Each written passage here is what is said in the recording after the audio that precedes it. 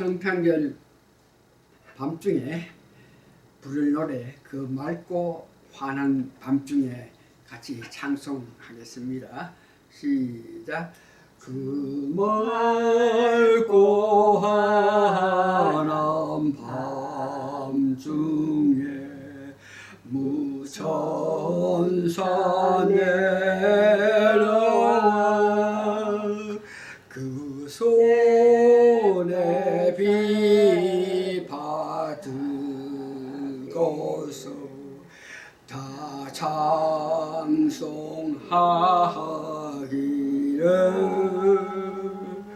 평강의 왕이 오시니 다 편안하여라.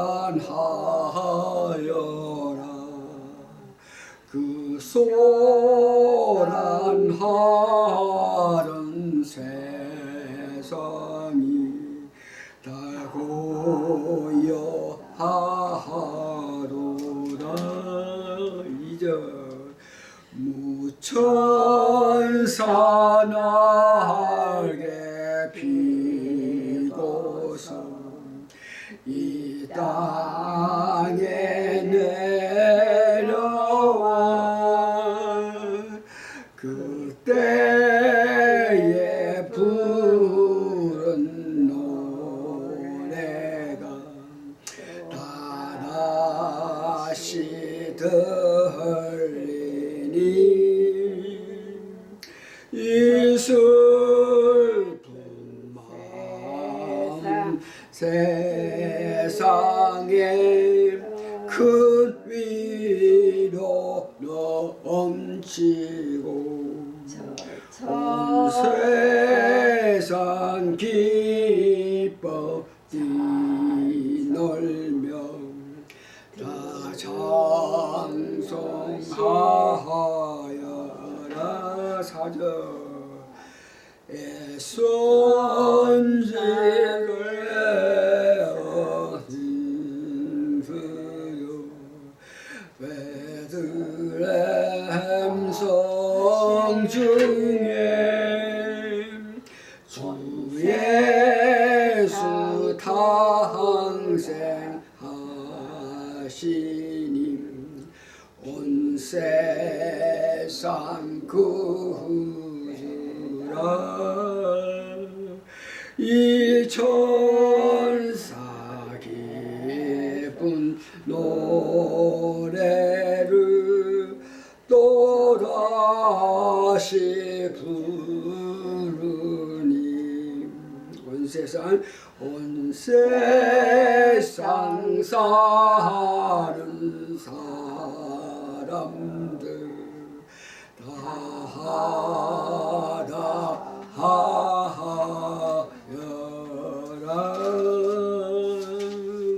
아멘. 오늘 크리스마스에 대해서 성탄에 관해서 말씀드립니다. 제목을 큰 기쁨의 좋은 소식. 예수님이 탄생하심은 이 세상이나 저 세상에서 가장 큰 기쁨인데 이를 누구에게 전하였는지를 알아보겠습니다. 별과 천사와 성령님을 통하여서 구세주 탄생하심을 전하였는데 이를 구체적으로 알아보겠습니다. 첫 번째는 별로 통하여 알게 하셨습니다. 일반 은총이죠. 별로 통해서 알게 하셨다. 마태복음 2장 1절에서 6절에 있는 내용인데 세 사람이 동방박사 세 사람이죠. 별을 보고 왔는데 그들은 과연 누굽니까? 오늘 창세기 116장 동방박사 세 사람 상송하면서 이렇게 그 사람들이 누구라 하는 것을 이야기하네요. 동방박사 세 사람 귀한 뇌물 가지고 산을 넘고 물을 건너 별 따라 왔도다. 동방박사 세 사람은 별을 따라서 왔는데 과연 그들은 누구냐 그럴 때에 이스라엘 백성들이 바벨론 지금 이란 지역으로 포로 잡혀가서 70년 있다가 예루살렘으로 다시 오게 되는데 그 당시에 예루살렘으로 오게 된 백성은 전체 백성의 한 20% 정도밖에 안 되고 나머지는 80%나 되는 사람은 바벨론 지역, 즉 지금 이란 지역에 살고 있었습니다. 오늘 동방박사 이 사람들은 비록 예루살렘으로 오지 않았지만 그곳에서 바빌론에서 지나면서 오시는 메시아를 그리워하면서 주를 그리워하면서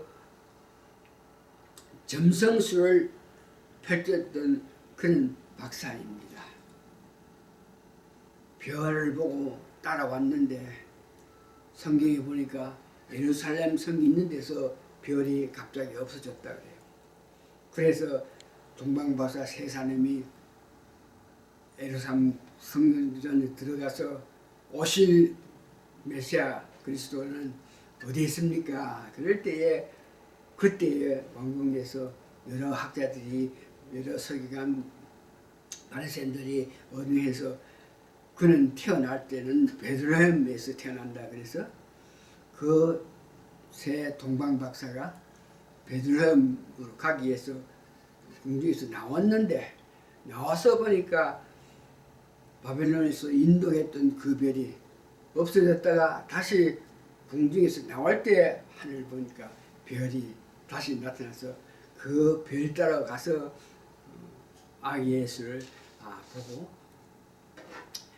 귀한 말씀 듣고 선물했다 그럽니다. 그래서 구체적으로 그들이 한 일이 뭐냐 말씀을 보니까 황금하고 유황하고 몰약을 선물했다. 그 세 사람이 각자 한 가지씩 황금 하면 그 당시 가장 귀하고 귀한 건세를 포함하는 것도 유황 그럴 때 제사 드릴 때 향로로 이렇게 사용하는 귀한 것이고 몰약 그럴 때는 예수님이 십자가에 돌아갈 때 몰약을 사용한다. 이런 뜻에서 황금과 유황과 몰약을 가져왔다 합니다.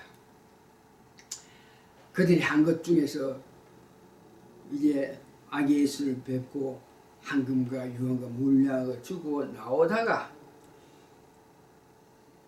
나와서 꿈에 너희들이 돌아갈 때에 헤롯 왕에게 가지 말고 왔던 길로 돌이켜 가라 이 말을 해서 그들 세 사람은 지시에 따라서 다른 길로 갔다고 이렇게 이야기할 수 있습니다.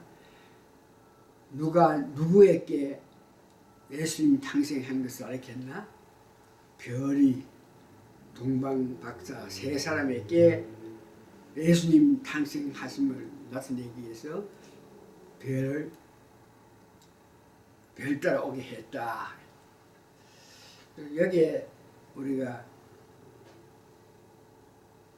별 따라 일반 은총이죠.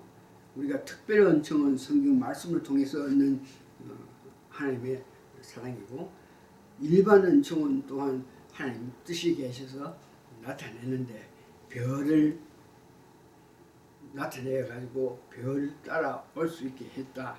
일반 은총이죠. 그런데 이것을 보면서 우리가 마음속에 간직해야 될 것은 비록 바벨론 이방 나라에서 살지만 오시는 메시아를 그리워해서 우리를 위해서 구원해 줄 자 메시아가 오기를 바라면서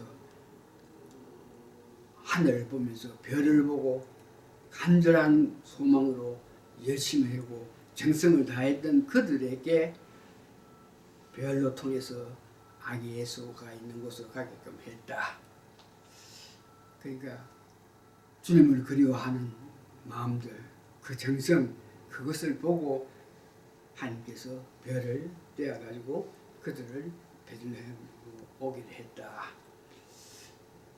예수님이 향한 마음, 우리는 오늘 재림을 기다려야 되죠. 예수님 오신 재림을 기다려야 되는데 그 기다리는 그 정도, 간절하게 바라고 원하고 간절하게 보기를 원했던 예수님께서 부활하셔가지고 제일 먼저 나타나는 것은 막달라 마리아입니다. 그 막달라 마리아가 얼마나 주를 향한 마음, 귀한 마음을 가지고 있기 때문에 부활하셔가지고 제일 첫째 베드로도 있고 12제자도 있는데도 제일 먼저 막달라 마리아에게 부활했다 하는 것을 보면서 여러분 깊은 마음에서 주를 향한 마음이 있을 때에 하나님께서 우리에게 하나님 뜻을 여러 모양으로 나타낼 줄 믿고 정성을 다해서 주님을 향한 열심한 마음으로 사는 여러분 되시길 바랍니다. 두 번째는 천사들로 통해서 예수 탄생하신 것을 알게 했습니다. 누가복음 2장 8절에서 10절에 보면 밤중에 양을 치는 목자들, 그래서 그 밤중에 양을 치는 목자들은 어떤 사람이기에 천사가 와서 그들에게 아기 예수 탄생한 것을 보여줬나 그럴 때 밤중에 양을 치는 자들은 밤에 잠도 자지 않고 자기 양떼들이 짐승으로부터 보호받기 위해서 양떼들을 지키기 위해서 밤 자지도 않으면서 야생들을 경계했던 그런 열심히 일하는 사람입니다. 밤중에 양을 친다 하는 것은 참 어렵고 힘든데 그와 같이 살면서 열심히 한 그들에게 천사가 나타났습니다. 그래서 천사가 나타나서 아기 예수 탄생함을 말했을 때에 천사의 말을 듣고 밤중에 목자들이 직접 찾아가서 구해 놓은 아기를 보았습니다. 그들은 마리아와 요셉에게 천사가 한 말을 전해했습니다. 구주가 나셨다. 그리스도 주시라고 말했습니다. 오늘 여기에서 우리가 은혜 받아야 될 것은 자기 맡은 일에 최선을 다할 때에 천사가 예수 탄생한 것을 알게 하신 것 같이 오늘 우리는 재림을 기다리는 사람입니다. 양치는 목자처럼 열심한 마음으로 일을 하고 있으면 주님 재림하실 때 우리는 만날 수 있게 되는 것입니다. 그래서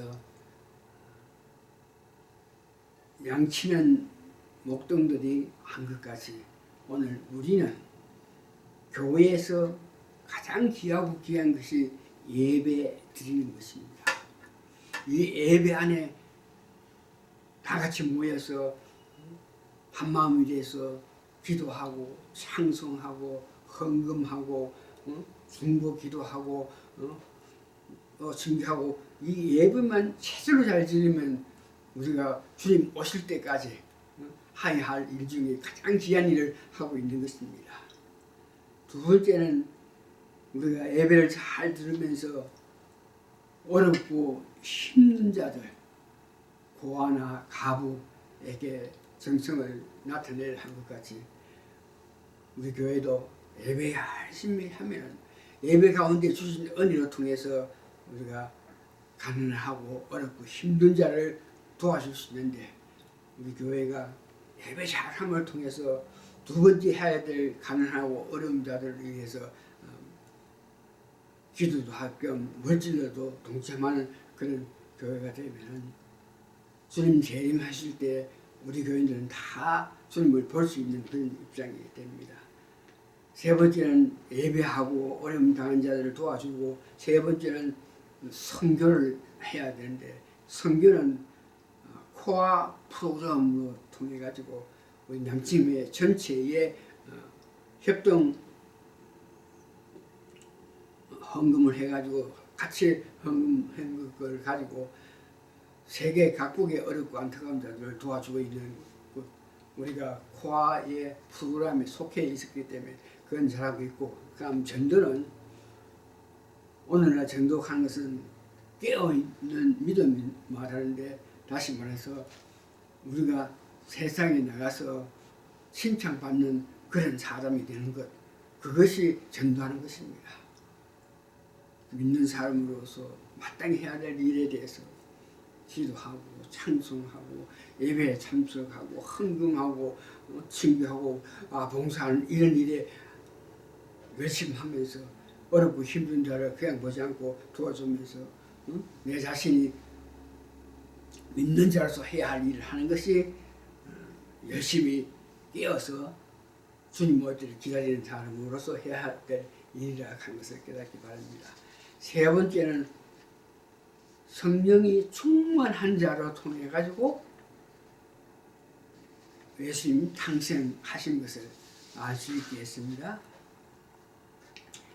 누가복음 2장 25절에서 32절에 보니까 시몬 간 선지자인데, 그는 성경에 의롭고 경건하며 메시아를 그리워한 자입니다. 또한 그는 성령님이 같이 있는 선지자였습니다. 그가 한 일은 성령님으로 통해서 메시아가 탄생했다 하는 것을 알게 했고, 나아가서 할례 받기 위해서 예루살렘으로 올라온다는 말을 듣고 직접 자기가 나가서 예수 아기를 품에 품었던 사람입니다. 그는 아기 예수가 앞으로 할 일에 대해서 마리아에게 말을 했으며, 그 태어날 아기 예수는 이방을 비치는 빛이요 주의 백성 이스라엘의 영광이다. 메시아가 오시는데 이스라엘 백성들만 위한 메시아가 아니고 이방 이스라엘 이외의 다른 나라 사람들에게도 빛을 비추는 역할을 할 그가 태어났다 하는 것을 말하게 됩니다. 그 마리아에게는, 아기 예수의 엄마 마리아에게는 성령으로 잉태해서 애를 낳았지만, 그 마리아에게 예수님이 앞으로 십자가에 당하는 고난 아픔에 대해서 말을 하면서 그가 당할 아픔에 대한 말을 미리 해주는 모습을 봅니다. 천사로 통해서 성령님을 통해서 이렇게 말씀을 전하는 것을 봅니다. 두 번째는 여선지자 안나가 있는데, 누가복음 2장 36절 38절에 84년 동안 가부 생활을 하면서 성전을 끊어지 아니하고 금식하고 기도하면서 섬긴 자입니다. 84년 동안 가부 생활을 하면서 성전에 떠나지 아니하고 금식하고 기도한 사람입니다. 그녀가 이름은 안나인데 가부된 지 84년 동안 생활하면서 그가 한 일은 앞에 말한 시몬 선지자가 말했는 것을 성령 충만한 안나가 그 말을 바로 받아들여 가지고 찬미하거나 애원하는 것 없이 선지자 시몬이 말한 것을 받아들여 가지고 그것을 증언하는 모습을 봅니다. 예루살렘의 구속을 바라는 자에게 이 아기에 관하여 증언하였다. 그 아기는 어떤 아기냐? 선지자 시몬이 말한 것, 이방을 비추고 주 백성 이스라엘 영광이라 하는 것을 말했던 것을 봅니다. 여기서 우리가 은혜 받아야 될 것은 성령이 충만하게 될 때에 다른 성령이 충만한 사람의 말을 들어서 이해하게 된다는 것입니다. 말씀을 하든지 무엇을 전할 때에 내가 성령 충만하지 아니하면 성령으로 통해서 말씀하는 그들의 말을 우리가 바로 이해하지 못한다.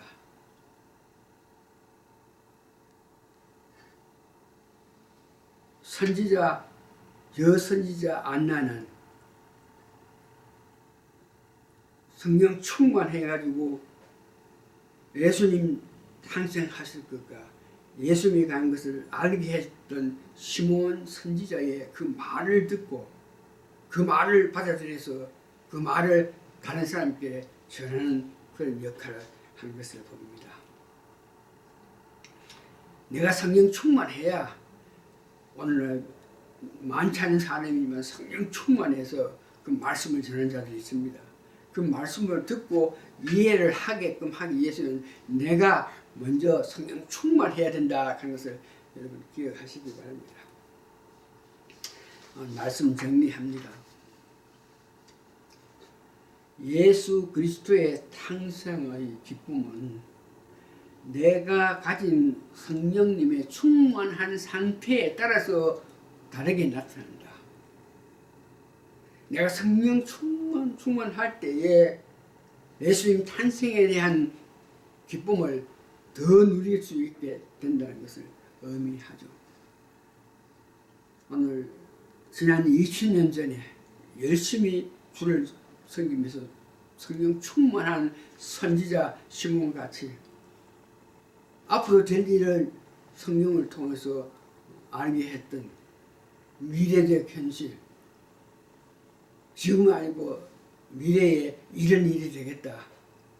미래에 너가 예수 그리스도 아기 예수 탄생하는 것을 보고 나서 너는 죽겠다. 이런 말을 들은 것을 보면서 우리도 성탄절을 맞이해서 주님을 그리하고 사모해서 시몬이 들은 것 같이 저희들도 우리의 미래를, 우리의 앞날에 대해서, 미래적 현실에 대해서 알게 되는 은혜가 성탄절을 기다리면서 열심한 우리에게도 알게 되는 정이 있게 되기를 바라면서 오늘 말씀을 마칩니다.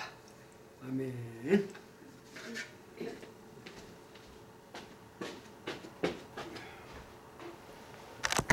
오케이.